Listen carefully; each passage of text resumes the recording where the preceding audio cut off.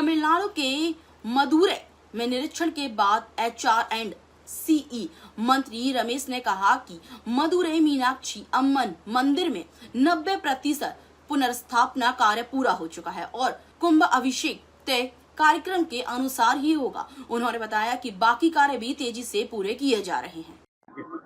அனைவருக்கும் வணக்கம். தமிழ்நாட்டில் புகழ்பெற்ற மதுரையின் ஒரு மிகப்பெரிய புகழாக இருக்கக்கூடிய மதுரை மீனாட்சி அம்மன் திருக்கோயிலில் இன்னும் 2-3 மாதங்களுக்குள்ளாக கும்பாபிஷேகம் நடக்க இருக்கிறது. அதற்கான பணிகள் எல்லாம் நடந்துட்டு இருக்குது. ஸோ அதனால அந்த பணிகள் எல்லாம் எந்த அளவில் இருக்குது, இன்னும் முடிக்க வேண்டிய பணிகள் எல்லாம் இருக்குது, எவ்வளோ விரைவாக அதை முடிக்கணும் அப்படின்றதுக்காக இன்றைக்கு கோயிலில் ஆய்வுகள் பண்ணியிருக்கோம்.